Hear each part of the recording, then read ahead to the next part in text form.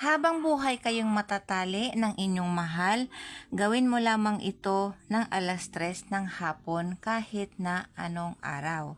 Magandang araw mga kaswerte, isang video na naman po ang aking ituturo sa iyo upang masolusyonan natin anuman ang problema natin sa ating mga minamahal.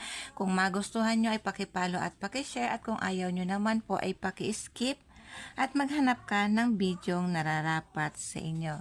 So, ang ritual na po ito ay tuturo ko sa inyo ay upang matali na kayo, magka-LDR man kayo o magkalapit, hindi ka na mangangamba, basta syempre sasamahan mo ito ng ang lubos na paniniwala, dasal, at ipakita mo sa inyong partner ang lubos mong pagmamahal, kaya mo siya gustong makasama habang buhay. Matatali kayo at hindi kayo magkakahiwalay.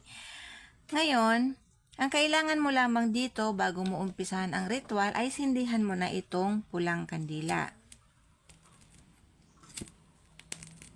Kailangan pulang kandila lamang ang ating gagamitin. Kung wala kang kandila, ay maghanap ka muna bago mo gawin ang spell na ito. Pagkatapos kumuha ka ng isang malinis na papel. Sa paggawa po ng ritual, kahit anong ritual, inuulit ko, dapat 100% ang inyong paniniwala. Dapat wala kang kahit na anong pagdududa. Sa isang malinis na papel, habang nakalsindi si kandila, gagawin mo itong spell kasi si kandila ay tutulong din sa iyo para magkaroon ka ng malakas na enerhiya. So, isulat mo ang pangalan ni target ng inyong minamahal. Isulat mo dito. Tapos sa likod, isulat mo ang salitang puntundok.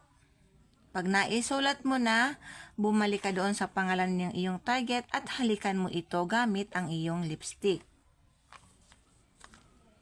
So, pag nahalikan mo na ang pangalan ng inyong target, ang gagawin mo,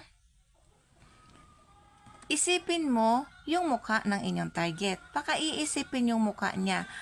Para bang iniisip mo na si target mo ay kaharap mo lang, masaya kayo, minamahal ka niya. Yung bang kahit na ano pa man ang mangyari, walang makakaputol, walang makakasira ng inyong pagsasama. Yun ang iisipin mo habang tinititigan mo ang kandila at ang pangalan ng inyong target. Pagkatapos mo itong matitigan, ang gawin mo mga kaswerte, ikulong mo itong papel sa inyong palad.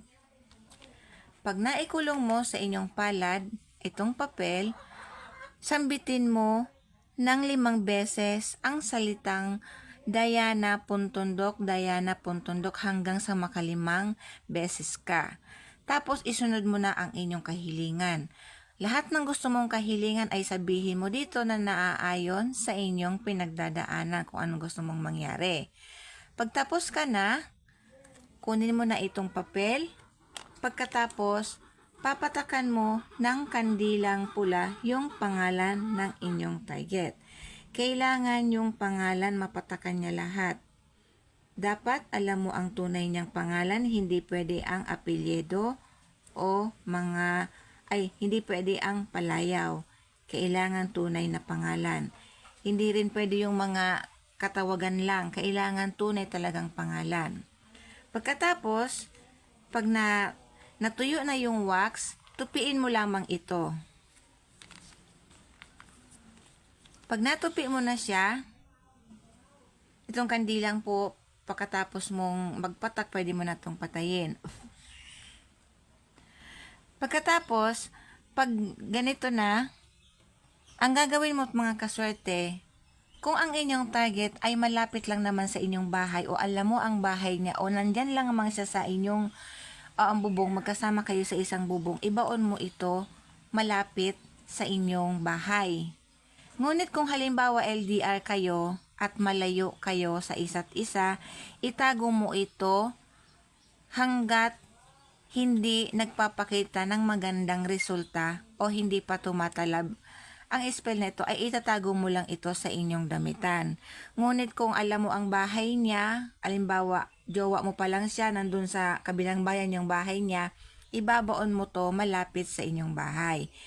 Kung magkasama kayo sa isang bubong, dyan lang sa tabi ng bahay nyo ibaon ito. Ngunit kung LDR kayo, itago mo to sa inyong damitan. Doon mo lamang ito hanggat hindi mo nakikita ang resulta o hindi pa tumatalab. Ganun lamang mga kaswerte kasimple upang matali na kayong dalawa habang buhay. Itong ritual ay hindi ito biro-biro, kaya mag-iingat bago ito gawin. Pagkaisipin muna kung siya talaga ang gusto mong makasama. Maraming salamat po. Mag-iingat ang lahat.